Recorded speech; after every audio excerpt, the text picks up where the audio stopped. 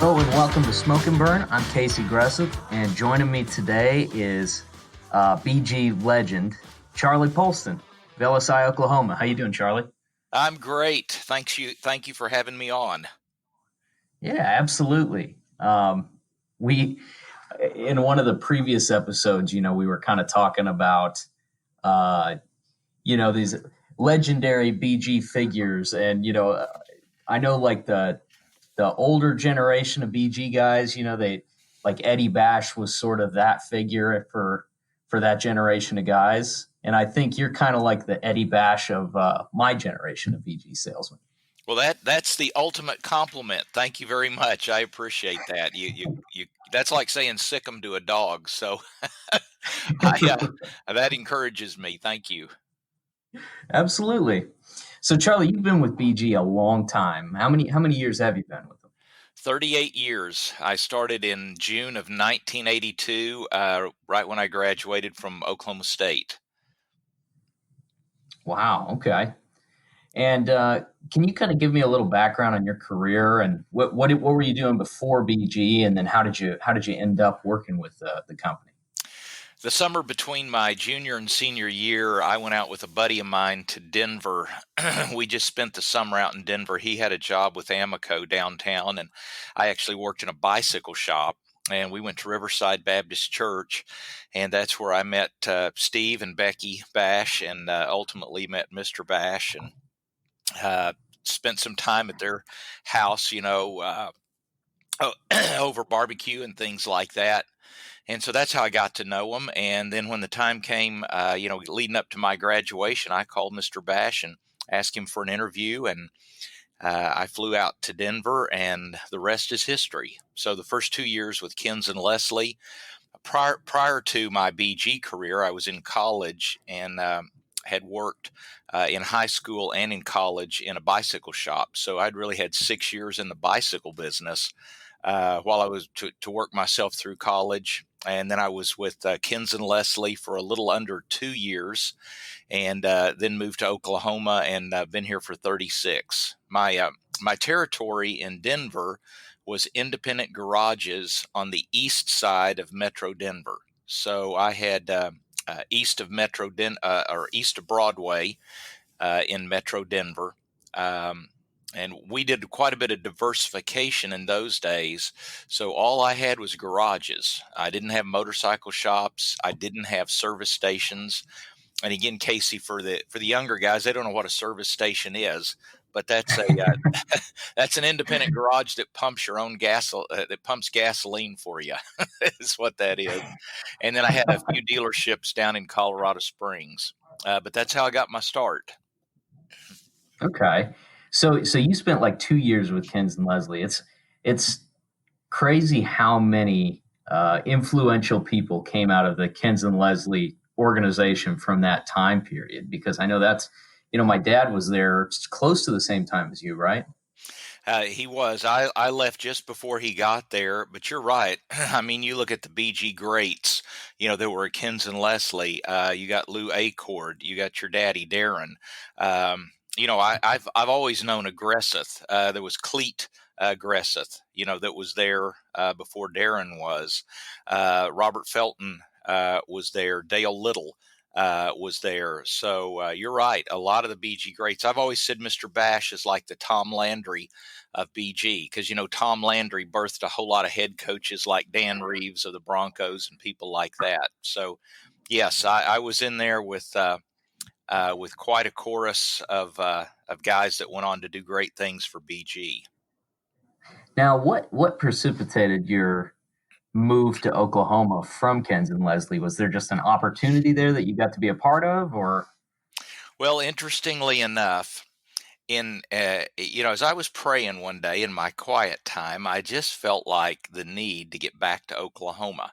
In fact, I just felt like that's where my wife was. I felt like God was leading me back that direction. I'm from Southwest Oklahoma, and we don't have any trees in Southwest Oklahoma, and I knew Tulsa had trees, so I wanted to go somewhere that was trees. But I just felt like my wife was at First Baptist Church in Tulsa, And so that's what I told Mr. Bash. I said, I got to get to Oklahoma. I said, could you introduce me to the BG distributor down there, and would you let me interview with them? And so I did. I went to work for John and Louise. That was 1984 that I started to work for them. And I met Angela, my wife, at First Baptist. She was on staff at First Baptist Church in Tulsa, and we got married in July of 1985. So that's what got me here. Wow. Okay. So at that point, did LSI, was there a lot of business in Oklahoma already, or was it's still in kind of its infantile stages? No, it's a great question, and that's where just God's timing was perfect on this. Uh, LSI was one of the top BG distributors in 1993. They were one of the top, or I guess I should say 1992. They were one of the top distributors. Their sales were 1.4 million, but they were heavily in the oil patch. That was the first oil boom, in kind of modern history for us anyway. And so they were heavily in the oil patch. And, there's a problem when you have not a diversified portfolio, but kind of all your eggs in one basket. And so in 1983, a year later, they lost $1 million worth of business. So they went from 1.4 million down to 400,000 in business. Wow. And that's when I came along. And one of the things that John and I talked about was, I didn't come from a fleet background. I came from a dealership garage background. And so we talked about a diversified portfolio. So, so he had gone from 1.4 down to 400,000, which I don't know, what is that math on that? Over 2/3 of the business went away Right. when the oil patch collapsed. And so, long story short, that first year, our sales were 495,000. So we grew by 20% the first year, and last year our sales were just north of 21 million. So, needless to say, it's been a pretty good ride. That's incredible. Yeah, so he had a couple of nail biters in there, but it turned around fairly quickly. Indeed, and he took a great risk in investing in me. They paid me well from the beginning, and one thing about John and Louise and Sherry, they've always been willing to share the wealth, and they've allowed me to grow with the company. But they took a huge risk on me. In fact, I think they hired me at their own. They took money out of their own pocket in order to invest in me in the business. Wow. So, so you started out down there. Your main initiative was to lock down some dealer and independent garage business. Now, That's were right. you really just working as a sales rep at that time, or did you already have like a team underneath you that you were training? Well, if you could see me right now, I would say team in air quotes. I I started out as the director of marketing. So I had let me see. I had actually three guys under me. No, I had four. I had two guys in Oklahoma City, one guy in Tulsa, and then we had a fleet guy that was really not under my purview per se. But no, really from day one, I started out in a management role, and really my top priority was to build a team to duplicate my efforts. And everybody knows the name Joe Bynum. Joe has been with BG now almost 35 years. And Joe was the first major addition to my team. And Joe has been number one in Oklahoma for many years, and he still is. So he's still swinging for the bleachers. Uh, and he's going to finish very strong. Oh, absolutely. Yeah, whenever he's here, I always try to pick his brain a little bit. He's got a lot of useful insight tucked away. So you, at some point, I guess you must have gotten involved with training at BG corporate, because I know when I first came on board, you were conducting the BGU and stuff. A lot of that stuff you were kind of the driving force behind.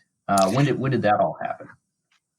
It was roughly 25 or 30 years ago,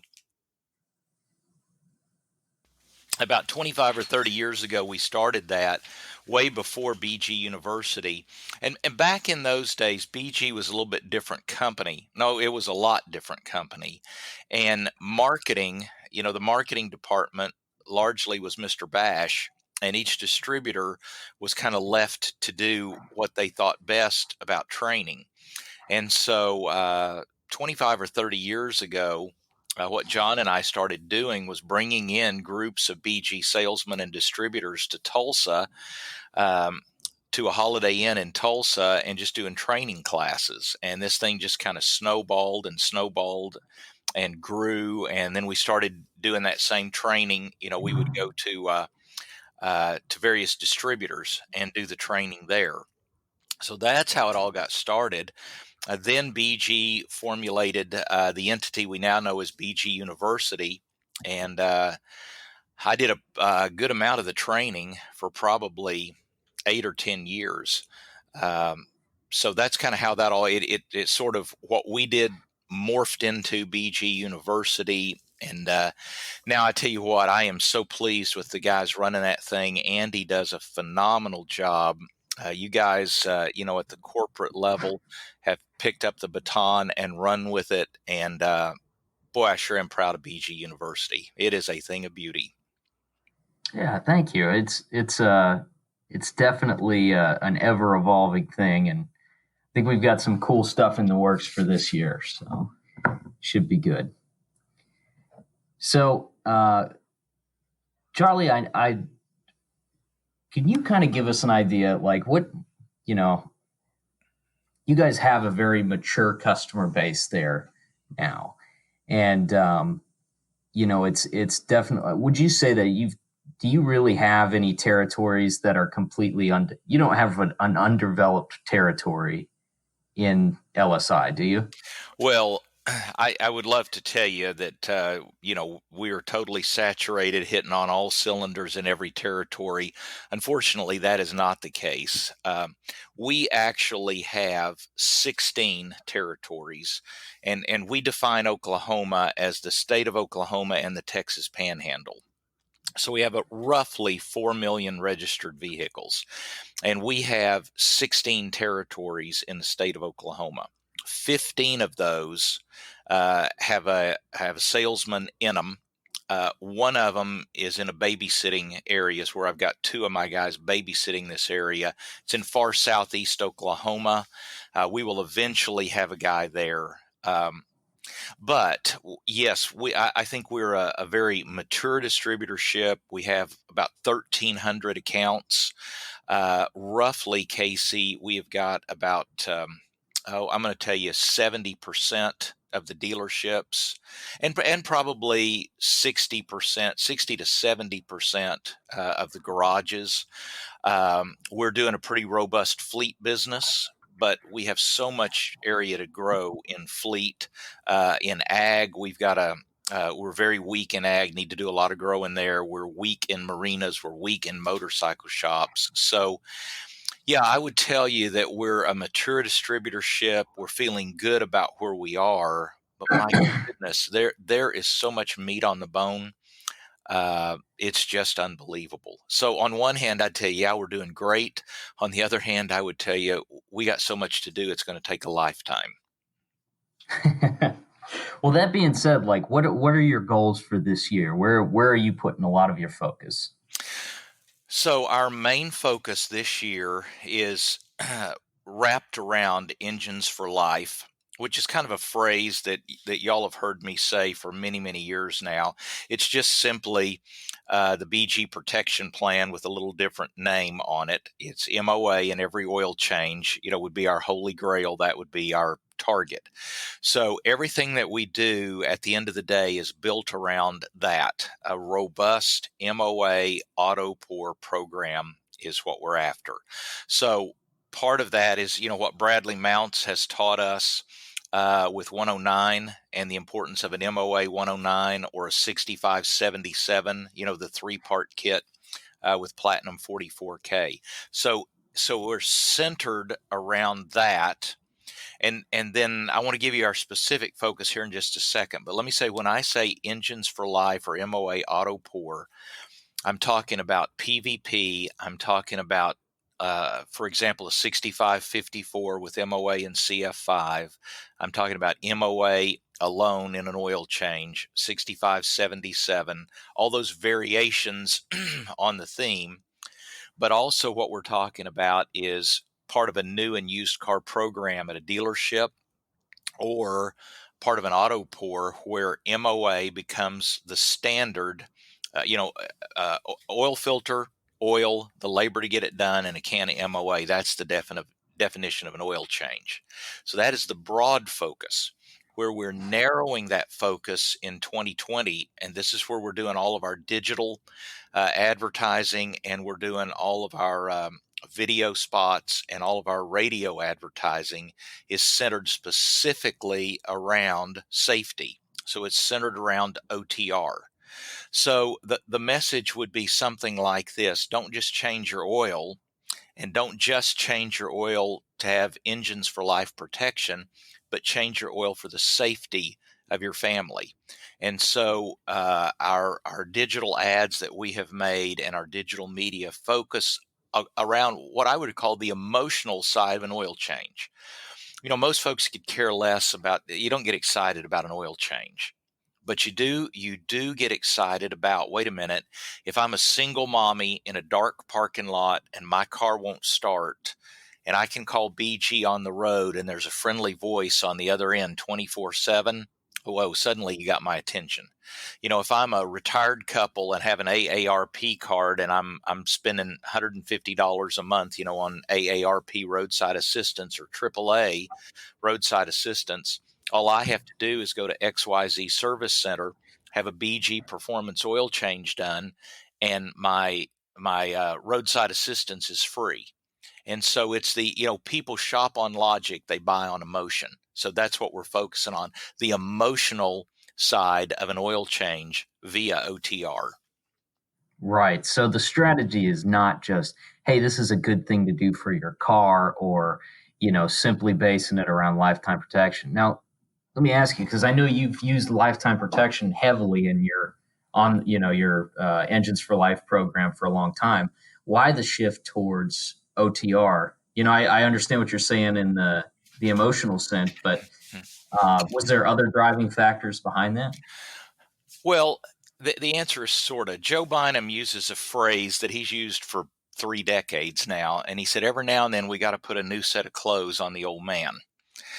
What he so what he's talking about, is when you get a new suit, when you get new clothes, you just feel better about yourself. There's great value in doing that.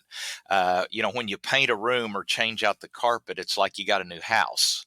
Every now and then you just got to freshen it up, and really, it's saying the same thing a slightly different way, and that's why. But I believe this, Casey: whoever gets the oil change business gets all the maintenance business if we ask. But we got to get the oil change business. And if they'll put MOA in the oil change, then that customer, the buzzword in dealerships right now is retention. So I'm looking for that emotional tie to get that customer back in the service center, back in the fast lube, back in the tire store for every oil change every time, which is the key that unlocks the door to all the maintenance services. So that is why it is just simply a variation on the theme to get in people's heart and soul, uh, to have an emotional tie back to that service center via MOA and the OTR card. That makes a lot of sense. And I think that goes along with the theme of, like, how do you approach mature customers that have been with BG forever? Like, how do you keep those programs exciting when you've been training on, you know, the same sorts of things for years? They've heard your pitch on protection plan. And I think you're right. Like, sometimes throwing in a new program or just taking a fresh approach to that same concept is a good way to get them, just rile them up again a little bit. Well, it really is, and we've learned a lot from Danielle Wallace. We've brought Danielle in numerous times, and I've got another event scheduled with her where she does a section on marketing to women. And one of the things Danielle teaches is, as it relates to an automobile, the number one issue on a woman's mind is safety, protection of her children, safety for her, security. So, that just began to resonate with us. Well, golly, why wouldn't we just focus on that? Because there's a lot of women and frankly men too, but they can't get real excited that their camshaft is covered for life, that their lifters are not going to go tappity tappity. That doesn't get in their heart and soul. But like I said, you got my back if I've got a flat. A lady would say, I don't have to get out there. I wouldn't begin to know how to change a tire anyway. Many people would say, men and women, but I don't have to go outside. I just call and somebody's going to come do that for me. You got my attention. So that is the basis on that, is just a different spin on an old theme. Honestly keeping it fresh. I got to tell you one other thing, Casey. I was yesterday, I did training. One of our top men does a phenomenal job of training. And this was a dealer group in Oklahoma, and they were in for training. And I didn't even intend to teach on OTR. I was doing other things. And one of the ladies said, "What is this OTR thing?" She saw it on the menu. Well, I began to explain it. Now, I had 4 people from this dealership group that has been very, very well trained. And they looked at me and they said, "Well, when did y'all come up with this? We've never heard of this. This is great." Well, why hadn't we heard about this before? Well, I guess, well, surely you have heard about this before, but it's just an underscores to me how often we have to keep preaching the message and reminding people. And so here is a very mature dealership, knows BG frontwards and backwards, doing well, and yet they're hearing this for the first time. At least they think they are.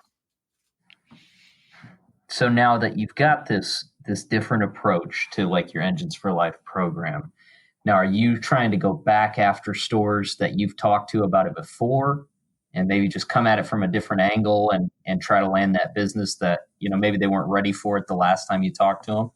Absolutely.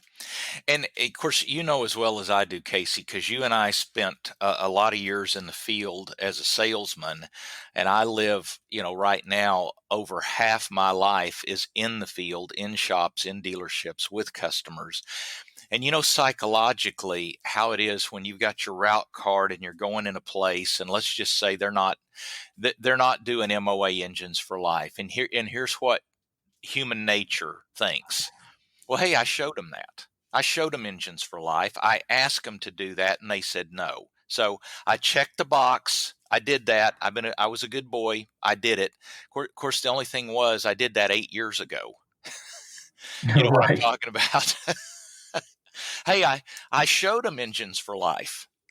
Yeah, but it was a long, long, long time ago. So again, if it's a psychological battle, I think, inside a guy's own head to say, just because you showed it to them 6 months ago, show it to them again, because the barometric pressure may be different and they might say yes. You know what I'm talking about? Oh yeah, absolutely. And I think that goes for a lot of different things. It's tough as a salesman, especially when you work almost exclusively on your own. It's hard to look at accounts that you've been dealing with for years with a fresh, objective set of eyes, and that goes for a lot of different programs. Hey, why don't we sell transmission services at this Honda dealership? Well, we went down that road a few years ago and they had a problem and they said they'd never do it again. And it's been 6, 8 years since we've talked to them about that service. Yeah, and psychologically, that makes an imprint on us. And sometimes, and maybe a guy got angry at us over something. You think, my goodness, I'm never doing that again. The only thing was that guy died 5 years ago. You know, The entire staff has been tilled over like 6 times since that happened. exactly. Yes. Yes. So how do you, I mean, if I'm the average salesman, that's been in my territory for 3, 4, 5 years, undoubtedly I have some things like that floating in my territory. Like, what's your advice to that particular person? Is there techniques that you use to continually reevaluate those opportunities? Yes, several things. One is, we love the route card. Now, if you're doing an electronic route card, it's the same thing.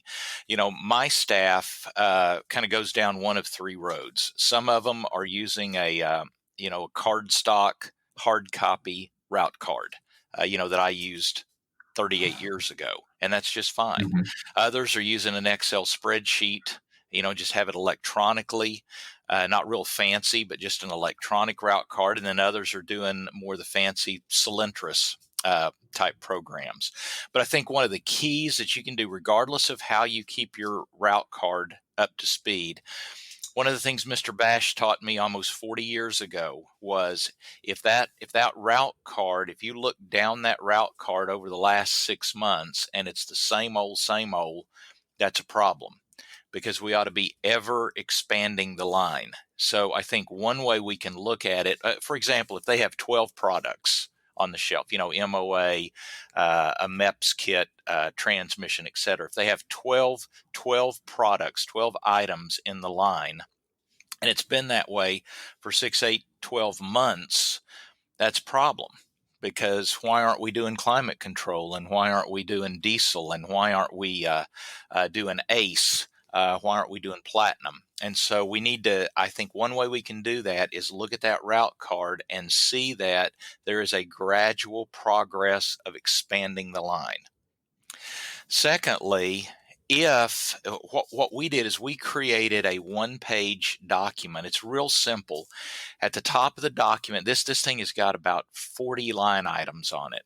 But at the top of the document are the mainline programs, transmission, cooling system, platinum, driveline, etc. The main services.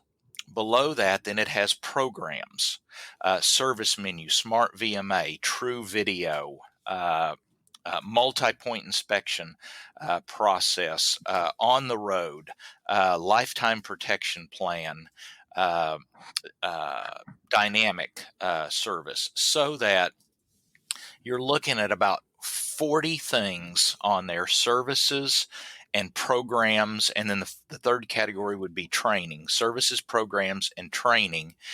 And then the columns across the top, the columns across the top would give the status. Maybe you'd rate it on a scale of 1 to 10.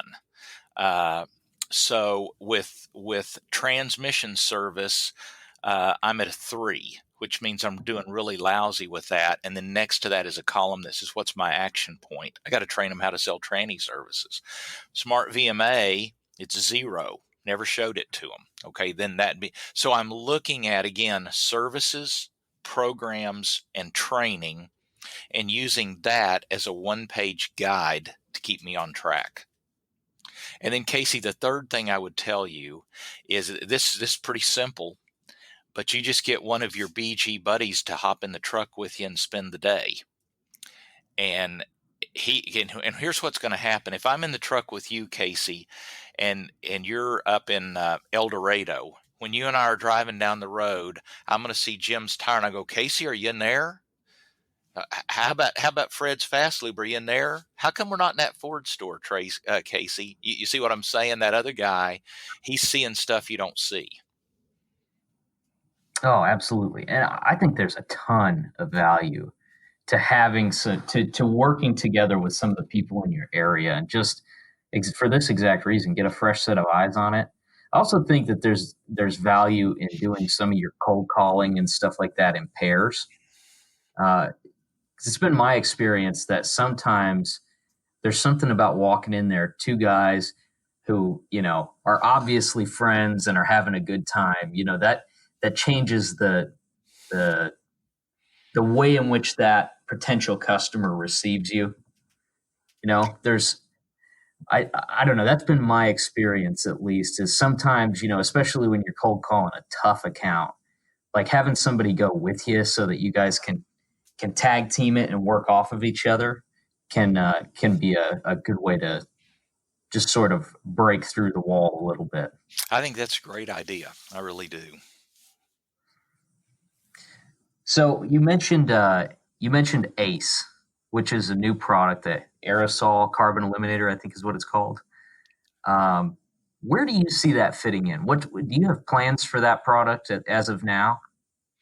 Well, let me just say we have not yet put a major emphasis on it, but here's where I see it fitting in. It's a poor man's air and fuel induction service. It's a quick way. You know, we all get the fact that that's not going to clean intake valves on GDI engines. We understand that, and we understand that it is what it is. But historically, Casey, in the past and the present, there is a lot of value in cleaning the throttle plate and the air intake, which my understanding is that's about all you're going to get with ACE. Is that your understanding that good cleaning on the air intake, good cleaning on the air plenum and the back of the throttle plate? Is that your Right, understanding? kind of an improved version of 406. Exactly. So you know as well as I do, that is going to give you a phenomenal kick in the seat in terms of performance. You're going to feel that. That's going to smooth out rough idle. That's going to do a lot of good stuff that the customer can feel. Then the new Platinum 44K really, in my opinion, has replaced the need for on the rail injector cleaning. You know, there are specific instances where on the rail cleaning is called for, but the results I've seen from BG show that Platinum 44K is just as good, even as a 201. It's not immediate, but in a tank of fuel it will. So I've got Platinum 44K. That's going to clean my injectors and my combustion chambers. If it is a non-GDI engine, it's going to do a pretty good job on my intake valves as well. Well, that takes care of the what I would call the fuel side of the equation. ACE is going to do a good job on the air intake side of the equation. That's not a bad service. It's probably going to price out possibly under $100. Uh, Certainly under $150. But you think about how many fast lubes and tire stores that don't have high end techs. They sure don't have an A or B tech, and they may not even have a C or D tech. Any, Right. yeah, anybody can do that service, make a huge difference and great profitability. Right. So potentially situations where, you have less than adept techs that are doing the service, um, and maybe where time's a concern, a quick loop setting like you mentioned. I mean, they it's hard to get those guys to hook up a tool and to take the time to run the vehicle for 20 or 25 minutes. Maybe that ACE would be a good fit for those situations, a 10 to 15-minute service. Well, it would. And you take even a professional Toyota dealership, Toyota with TXM and their quick lanes, they're getting people in and out very, very fast. And so that would be, and time is just critically important to some of my Toyota stores. Uh, I'd go as far to say time is more important to some of those stores than profit is. Uh, and which to me is crazy, but nonetheless, I heard that just the other day from one of my Toyota stores. Well, Ace can let them get in and get out and get that thing done fast. So I think there's a place for it even in professional, dealerships. Understanding it as long as it's understood what it is and what it's not. Hmm. Absolutely. Now, you mentioned a couple of minutes ago the multi-point inspection process. Now, at BG, there's a lot of emphasis on advisor training, which they're our front line of defense for sure. But I think the multi-point is something that we're just starting to really look at after years of sort of neglecting it. Um, I know that you do a lot of multi-point training. What's your take on the role of the multi-point in selling BG? Well, I'd say and I'm not overstating this, Casey. I'm not embellishing this. The multi-point inspection is the centerpiece of selling BG. Uh, if they will implement Not. I mean, everybody has a multi-point inspection sheet. Everybody's got it. Uh, Most are using it incorrectly. Most technicians are pencil whipping it, and many multi-point inspections, while they may be filled out, they're a joke. So what we do is we created our own multi-point inspection sheet. I've shown that in many webinars and BGUs that I have taught, but it's real simple. It is a paper copy. It's a 3-page document. It can also be made electronically. Um, a lot of people use an X-Time multi-point inspection sheet, and that can be modified the way we want it to be, where they check fluids as part of that X-Time sheet. And we've done that on several of them where X-Time has changed it. But anyway, without getting too far off in the weeds here, that multi-point inspection is the centerpiece of the way the technician communicates with the service advisor, and the service advisor communicates with the customer. And I'll tell you this, if they'll do the multi-point inspection right and present it right every car, every time, it is absolutely a game changer on the number of BG maintenance services sold. It's an excellent communicator. So obviously, there's a lot of shops that are pencil whipping the multi points. So let's take that out of the equation. Where do you see what's the breakdown in the multi point process? What keeps it from being an effective tool, assuming that everyone there wants it to be an effective tool? Okay, well, I think that's a big assumption.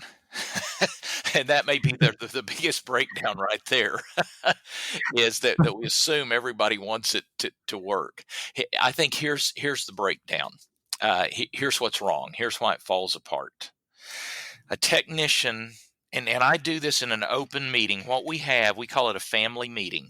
Casey, we bring all the techs together, all the advisors together. I just did this at a Ford store last month. We bring everybody together. We call it a family meeting. We talk about the multi-point inspection, and we say, here's the problem, gentlemen. You're a technician, and I look at the techs, and I say, you fill out the multi-point inspection absolutely perfectly. And then the advisor doesn't even present it to the customer. And you do it again, and he doesn't fill it out. So all day you fill it out absolutely perfect, and that guy didn't even sell you 1/10. I said, then you're going to take that multi-point inspection, and you're going to go into the service manager's office, and you go, hey, I'm done. Those guys couldn't sell their way out of a paper bag. So you get frustrated with the advisors because they're not selling service. Okay, does that happen, Casey? Yeah, absolutely. You bet. Then the advisors say, whoa, whoa, whoa, whoa, whoa. Look at this one. Every time I give one to Jim, it's got 150,000 miles on it. Every box is green. Boss, Mr. Service Manager, I don't believe this. I don't believe this is true. But every time I give one to Freddie over here, the other day we had a car with 1,200 miles on it, and Freddie found $1,500 worth of maintenance it needed on a car with 1,200 miles on it. I don't believe that. So what the technicians are giving me, I don't believe. I can't sell off this. So therefore the advisors shut down. So the technicians shut down because the advisors won't sell. The advisors shut down because the technicians won't fill out the report right. And what's the net result? This particular shop I was in, you're not going to believe this. This is a professional Ford dealership, 75% shop efficiency. So if they had 1,000 clock hours in a month, they were flagging 750. You think that's broken? Oof, yeah. Absolutely. And that's one reason why. So that's where I think the breakdown is. Technicians not doing it right because they're frustrated with the techs.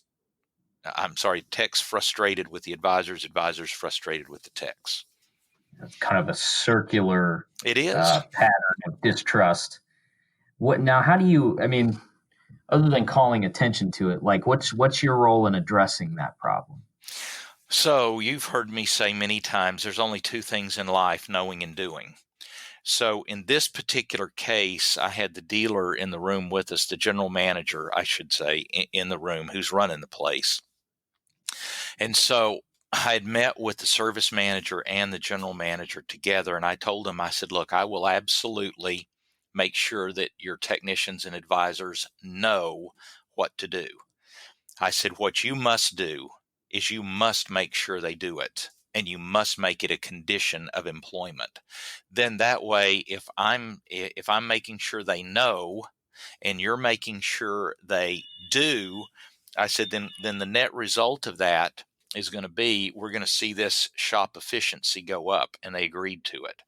So sometimes I think, Casey, what this is helping management at the dealership find their spine, to man up and hold people accountable. So I think that's one way to do it, is make sure you got management with you. Then the other way to do it, there's two ways to motivate men, or two ways to get men to do something. One way to do it is because I said so. You're going to do it because I said so.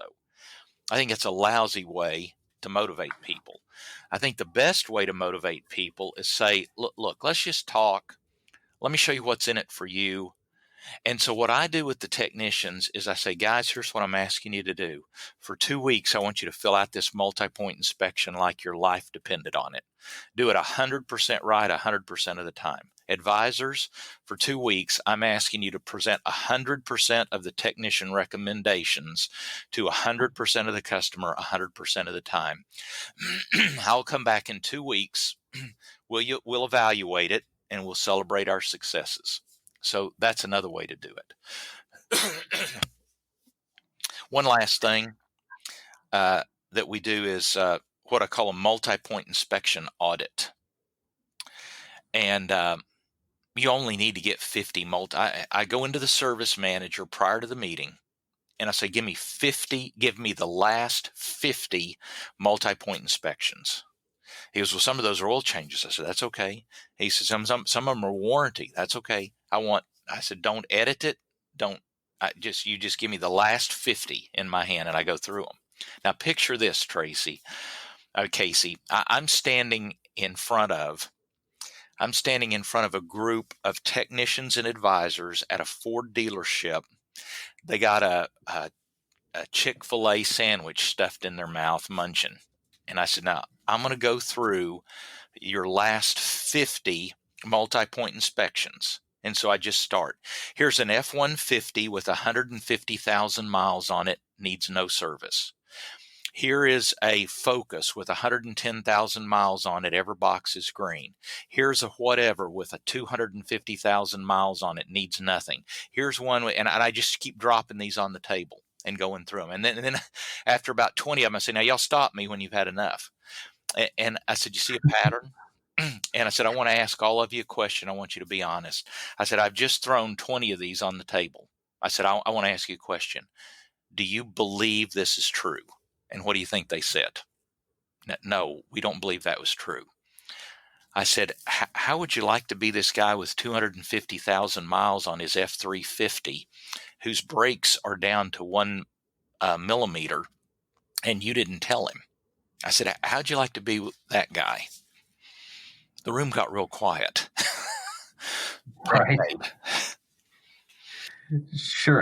And I think sometimes they're so caught up in their day-to-day grind and the drama between the techs and the advisors and stuff like that, they don't think about the real-world ramifications of not doing a good multi-point inspection and the kind of trouble that could put somebody in. Yeah, that's correct. And the way Robert Atwood at NADA puts it, we brought Robert in to teach some of our folks. He looks at the technician, he goes, gentlemen, he said, if you fill this out, he said, let me tell you the next words you might hear. Would the defendant please rise? And the room got really quiet. He said, because there is criminal liability, because this is a safety issue. I mean, now I don't do that, Casey, but Robert could pull that off. Now, do you have okay, we have the family meeting. All right, we've decided we're going to address this. Now, do you work hand in hand with the technicians do you have a specific inspection process that you preach to technicians if they don't have a standardized one? We do, and frankly, in Charlie's perfect world, they would use our document even if they do have something. And that's actually what we did at this Ford store. They were using Ford cars calls theirs the report card. So they were using the Ford report card. And not to put too fine a point on it, but it's worthless. If you check every box red, you wouldn't sell $50 worth of service because there's nothing to sell if they got a problem. Now, if something is horribly broken, you might sell something. But anyway, what we did at this particular Ford store is I said, would you put the Ford report card aside and just use this? And they agreed to it. And I'm actually going back next week to do the follow-up. But yes, we go through with them. How do you do a multi-point? And in case you're not going to believe this, you're going to say, well, that's way too simple. But I also tell them, everybody knows green means it's good, right? Mm-hmm. What does yellow and red mean? Okay, so in many technicians' mind, if you check yellow, that means the car needs maintenance. And if you check red, that means the car has had catastrophic failure. And I told him, I said, guys, that's wrong. I said, do it this way. Green means it's good and nothing is going to be sold today. Yellow means in the future you need to have this done, which means anything that you check yellow, nothing is going to be sold today or offered to the customer. It might be pointed out, but a sale is not going to be made. Red means we need to do maintenance on this component to avoid catastrophic failure in the future. So if a transmission has 60,000 miles on it and it's never had a BG transmission fluid exchange done, we check the box red. That doesn't mean we've had transmission failure. That means we need to sell a transmission fluid service. Because I said, I'm an advisor now. I'm going to look at one thing. How many boxes are checked red? And every time I see a red box checked, I go, ka-ching, because there's my sale right there. And that's all I'm going to look at. So sometimes that we're losing because of default, because there's miscommunication and what the left hand doesn't know what the right hand is doing. Right, making sure everybody's speaking the same language. That's a good point that I don't think I've ever really thought about before, but I guarantee you that's happening in most shops. Most advisors are glazing right past red and yellow or green and yellow and maybe addressing the reds. If depending on how they feel, depending on how the customer looks and what they think they're willing to buy. Right. And then related to this analysis, real quick, sometimes their DMS system will do this for you, depending on what DMS system it is. But their X-Time, for example, will do a report that shows, okay, total ROs, total number of inspections, and then I believe it's called ASR is additional service request, ASR, and then closing ratio or sales. So let's just do it this way. At this store, 1,000 customer pay ROs, 325 inspections. Okay, timeout. So 675 of them didn't get inspected. Okay, 325 inspections. It was like 45 ASRs. So on 350 cars inspected, they only found 45 different things that needed to be done on 350 cars. And you ready for this? 2 services were sold. So let me put this in perspective. 1,000 cars came on the drive. 2 services were sold. Oh, that's abysmal. Yeah, and I'm not making this up. This was actually what happened. I reported this to them and wrote it down, on a flip chart. And they got mad. They weren't mad at me, thank goodness, but they got mad. Jeez. So a lot of this is just basically pulling the wool out of their eyes and showing them what they're actually doing as opposed to what they think they're doing. Yeah, in fact, that's well said because somebody's been pulling the wool over their eyes. so, so we got to pull it out. Now I know there's always some debate back and forth on should technicians be paid for the multi-point inspection. Do you have thoughts on that? Yeah, I do have thoughts. I think that they shouldn't. Listen, if a shop is paying their techs for a multi-point inspection, I'm sure not going to tell them to stop paying them. But my experience is, I'm going to say 95%. I mean, it's an overwhelming amount of shops I go into that do not pay for the multi-point. And I don't think they should, because a smart tech, what he's doing, the multi-point is feathering his own nest. So I personally, if they ask my opinion, I say you don't pay the techs, but you require that it to be done every time. And a smart technician wouldn't even ask for you to pay him. Because now I tell you, Casey, here's why a tech wants to be paid. Here's why I think a tech wants to be paid, because he thinks that, I'm going back to something I said earlier. Look, I'm wasting my time doing this. Those worthless guys out front can't sell nothing, he says. So I'm filling this out and nothing is going to happen. So I'm not going to do it unless you pay me. I can see a guy making that argument, couldn't you? Oh yeah, absolutely. I would bet that's most of them that are advocating for that. It's like, well, at least I get a tenth if I'm going to waste, however much time it takes to pencil whip this form. Right. And I would tell you, it doesn't take much to make the technicians happy. If you sold 1 out of 10 things they recommended, I think they'd bring, if you're an advisor and you sold 1 out of 10, that'd be lousy. But I think the technician would bring you lunch. If you sold 1 hour out of every 10 he recommended, he'd be dancing in the streets. We ought to be able to get them where they could do a whole lot better than that. I don't think 30% is outrageous. I don't think No, 50% is absolutely not. outrageous. I mean, our upsell percentage off of multi-points should technically be higher than our upsell percentage off of, menu sales. Right, I agree. You think, I mean, the amount of seriousness that a technician's recommendation brings to that particular recommendation is, I mean, it should only help our sales. I would agree. So, Casey, let me back up a half step. We've talked about an awful lot of stuff, and I'm thinking about the guys listening. Let me say this to you guys who are listening. Really, if I could summarize the last 30 minutes, I would tell you this. You analyze what's going wrong with the multi-point inspection. So step one is you analyze what's going wrong, bring that to their attention, and then step two is you put in a process to fix it. So that's what we're talking about here. See, what I want I want the numbers, I want the facts. I want them to be exposed and buck naked so they can see exactly what the truth is. And then I'm going to give them the solution. And if they'll follow the solution, the numbers will change. I'm not there to practice on them. I'm not there to say, let's try this.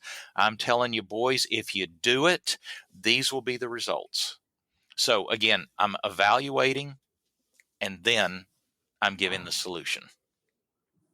Yeah, in evaluating and tailoring your approach to what's actually happening in that store, it lends a lot more credibility to you as a consultant. I mean, because if you're just some guy Yes. off the street that sells cans that now wants to tell me what's wrong with my multi-point process, there's a lot of managers that are probably going to go, yeah, okay, we'll just do without your help, thank you. Right. Yeah, we'll do without your help and we'll pay a consultant $12,000 a week and then we won't do what he says either. That is so true. Yeah, but we'll feel better about it. I had to laugh. Earlier this year, I spoke to a group of independent shops, like a local chapter, and so they've been hosting their meetings here at BG. Well, I went and sat in on one of their segments about a month before I was supposed to speak, and they had this trainer from out of town, good guy, really nice guy, some good things to say. but they paid him to fly up here to sit with them for 3 hours and to go over very basic, very basic information and techniques for sales and things like that. I mean, there was not a lot of really profound ideas in what he was talking about. Right. But when it came time for me to put together my presentation, they nitpicked it, and we don't want a big BG sales pitch, okay? We want to hear technical information, and that's it. And they just dissected my presentation for weeks before I was allowed to speak, and I just thought, I'm bringing these guys more value with the stuff that we teach on a regular basis than this guy that they're paying. But it's about earning the right to have a say in their process, by establishing credibility. Yeah, that's a great point. Great point. How much did he charge him? Do you know? Oh, I don't know. I wasn't brave enough to ask. I should have, though. Well, whatever it was, I'll do it for half. Right. And I'm local. You don't even have to buy a plane ticket. That's right. So at this point, I'd shift gears a little bit here because we're kind of coming to the end of our time. You've trained a lot of BG guys over the years, and I'm sure you've seen a lot of them succeed and a lot of them that have gone on to do other things. From your perspective, there's got to be common threads. We know there's common threads for the guys who succeed. What are the common threads for people who don't, who eventually end up finding something else to do because BG is just not panning out for them? Well, simply put, if an individual will do what they learn from you or me or Andy or any of the team at BG University, if they'll simply do it, they will succeed. That's the long and the short of it. There again, I come back to this basic principle of there's two things. There's knowing and doing. In BG University, at the proving ground, in the demo lab, in the classroom, in the video series, in BG Certified, any BG man who says, I don't know what to do, that guy is brain dead. Because there is so much good information and videos and YouTube and everything out there from BG to show a man what to do, that if he says, I don't know what to do, he is just not paying attention. Then what is the key? Do it. That's the key. Just simply do it. Don't overthink it. Don't reinvent the wheel. That doesn't mean don't use your own creativity. That doesn't mean don't put it in your own words. That doesn't mean don't come up with, some new things from time to time. But if you'll just simply put your head down, put your shoulder to the wheel and do it, you will succeed and you will make more money than you've ever made in your life. You'll have more time with your family.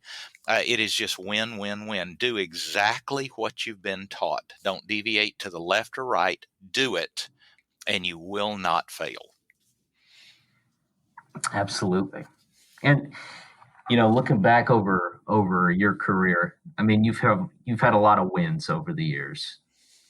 Just kind of off the top of your head, what are some of the moments that you remember as being like some of your most exciting victories? Whether it was a dealer group that came on board, or a sales guy who went on to do great things. Like, what are some of the things that you remember as being like, man, that's a highlight in my career?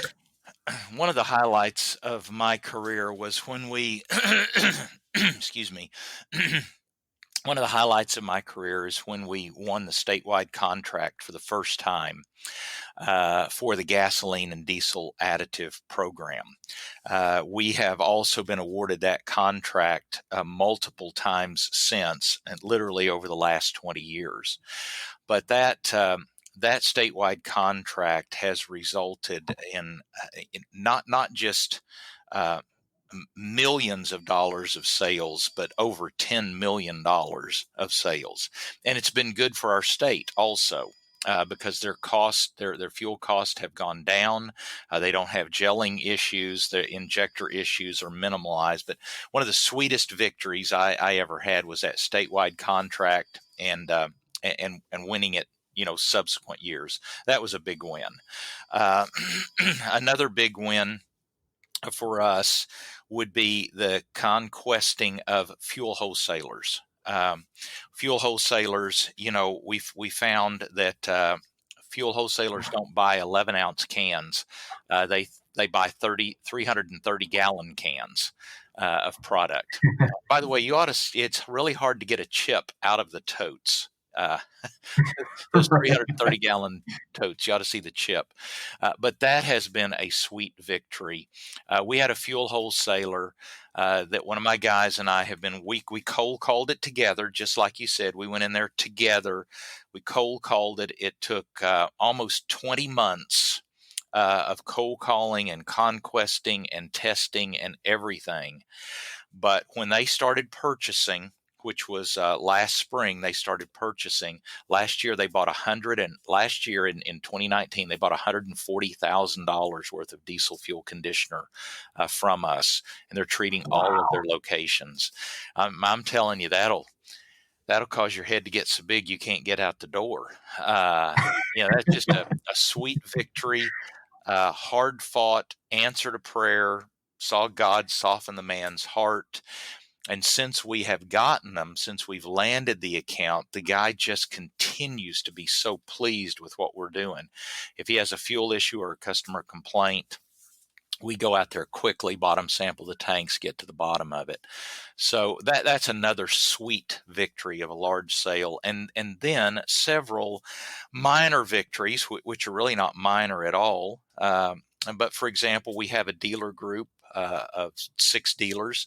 They've just acquired their 6th dealer. They'll be closing on that next week. They put PVP in all of their used cars. And they put 6554 in all of their new cars. They are fully integrated in all of the BG programs and all the BG services. And last year, their revenue, now these are rural dealerships, 5 rural dealerships. Last year, their revenue was $1.5 million. So, Wow. obviously, we're pleased with them, and I will tell you they're pleased with us. So those Man, are that's sweet fantastic. victories that are win-win. But that's 3 right there. I'm glad You really you didn't ask me about my epic fails. Right. Have you ever thought about writing a book at some point? Yes, I've had several people ask me to. You really should, man. That would be great.